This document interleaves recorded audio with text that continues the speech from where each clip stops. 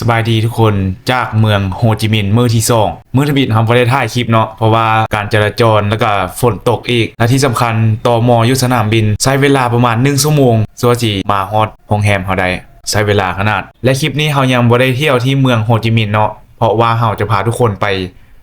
เที่ยวที่อีกเมืองหนึ่งที่อยู่ใกล้ๆกับโฮจิมินห์ชื่อว่าเมืองบุ่งเต้าเมืองนี้เป็นอย่างคือว่าจังไปเมืองนี้ที่เราจะไปก็คือมันจะมี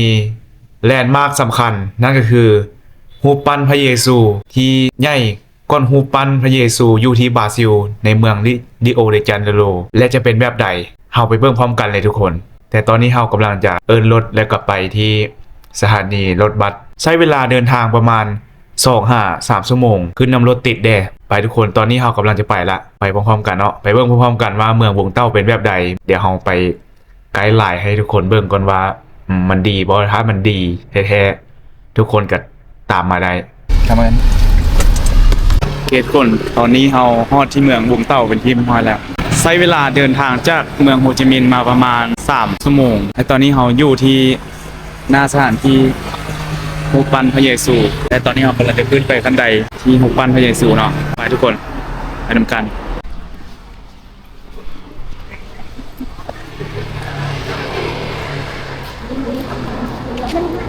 ขั้นใดขึ้นรูปปั้นพระเยซูนี่เนาะทุกคนขั้นใดนี่ขึ้นไปมีประมาณ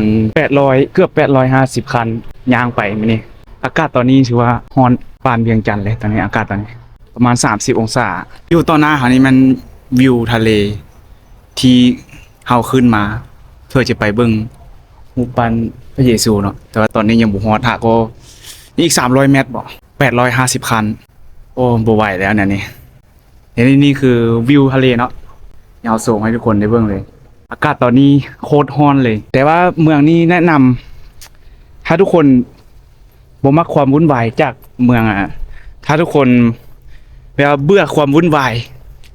แบบรถติดรถเดินอยู่เมืองโฮจิมินห์นี่แนะนำให้มาเมืองวงเต้าทุกคนเพราะว่าประชากรของเมืองวงเต้ามีประมาณ1,300,000 คนถือว่าห่างจากโฮจิมินห์หลายเติบเพราะว่าโฮจิมินห์มีประชากรประมาณ14 ล้านคนถ้าทุกคนมักความสงบและมักวิวทะเลแนะนำมาลินที่เมืองวงเต้าเลยทุกคนตอนนี้อย่างอีกตอนนี้เฮามานี่350ละนี่เลยโซนี่เดี๋ยวเก็บแหงไปย่างขึ้นไปถึงก่อนทุกคนโอเคทุกคนหลังจากย่างมาเดี๋ยวเมื่อกี้เราลืมบอกว่าที่เราขึ้นมามันตัวเลขคันบันไดเนาะบ่แม่นตัวเลขจำนวนเมตรตอนเราขึ้นมามัน500 เมตรแล้วตอน500ขั้นบันไดและอยู่ต่อหน้าเขานี่มันรูปปั้นพระเยซูนั่นทุกคนนับ1 2 3 1 2 3ว้าโอเคเมื่อกี้หยุดถ่ายรูปปืนนึงทุกคนโอเคเมื่อกี้เว้าต่อเลยเมื่อกี้เฮาเว้าผิดเอาว่าจำนวนแมตช์ที่แท้มันอันนี้มันจำนวนนี่เนาะ650คันแล้วตอนนี้ไกลละเพราะว่ามีจำนวน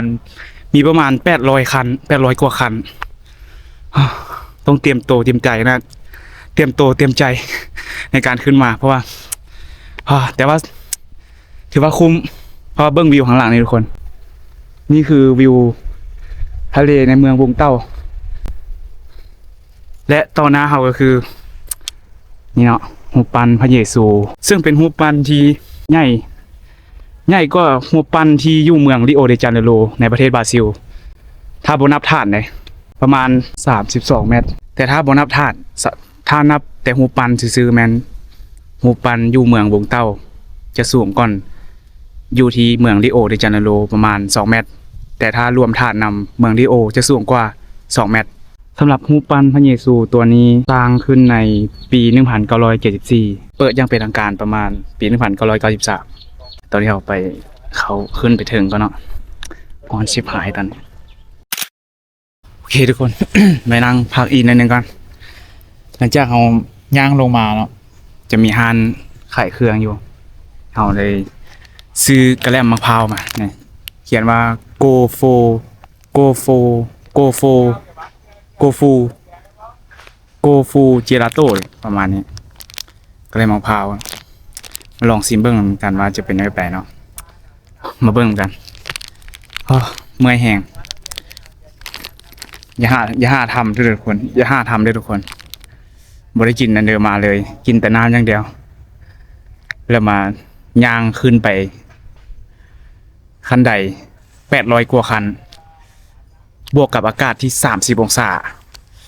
โอ้บ่ไหวตอนลงพอได้ตอนขึ้นพอเลยอย่าหาเฮ็ดด้วยทุกคนไปอันนั้นมาลองซิมก็แล้วมันเดียวเนาะเป็นยังไง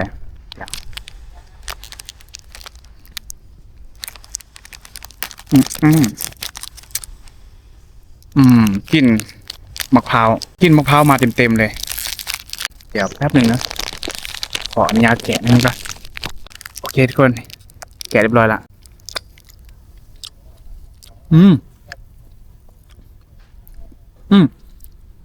หอมกะทิแล้วมีมะพร้าวตีขึ้นมาเลยกินมะพร้าวตีขึ้นมาเลยแนะนำเลยทุกคนถ้าผู้ใดมาขึ้นมาเบิ่งพระเยซูอยู่เมืองบุงเต้าแนะนำลองไอศกรีมมะพร้าวแบบนี้เนาะอย่าลืมแซ่บหลายตอนนี้เราขออนุญาตไปกินก่อนไปโอเคทุกคนตอนนี้เรากำลังจะกลับลงไปแล้วหลังจากพักผ่อนอยู่นี่ประมาณ15นาทีจะลงไปซ่อนกินจุดรวมกันเพื่อว่ามีอะไรกิน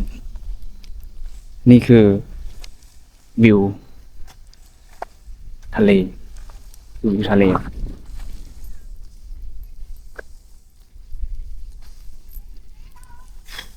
กาศร้อนโอเคทุกคนตัดภาพมาที่ทะเลเมืองบุงเต้าเนาะมาใกล้กว่านี้และสถานที่ที่เรามาตอนนี้ก็คือนี่เนาะสถานที่อยากจะให้เบิ่งเนาะ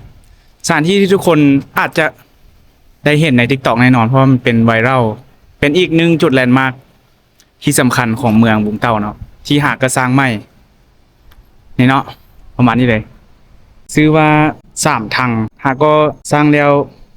ตอนช่วงประมาณในปี2025ปีที่ผ่านมาเนาะหากก็1ปีและสร้างใช้เวลาก่อสร้างประมาณ75มื้อถือว่าไวพอสมควรเนาะอันนี้คือบรรยากาศที่ทะเลและใกล้ๆกับจุดแลนด์มาร์ค3ทางเนาะนี่คือทะเลตอนนี้อากาศถือว่าร้อนแห้งอากาศตอนนี้อยู่ที่ประมาณ30องศาเวลา20:30เนาะโคตรร้อนเลยเบิกสังเกตเบิกแดดกับฮู้แล้วมีคนมาลิ้นทะเลหลาย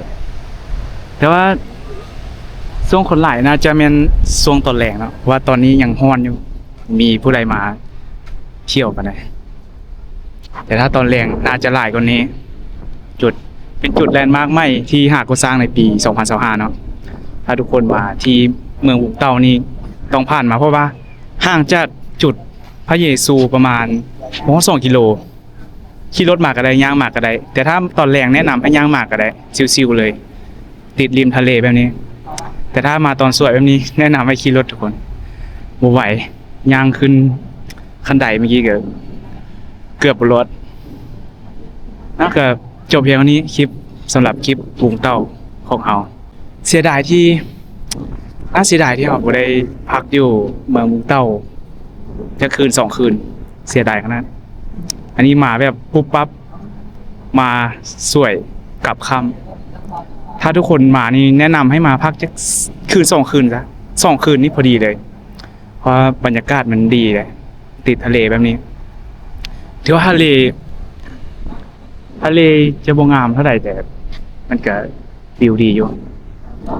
แนะนำเนาะสำหรับทริปเมืองบุงเต้าของเราก็จบเพียงเท่านี้เนาะแล้วพบกันคลิปต่อไป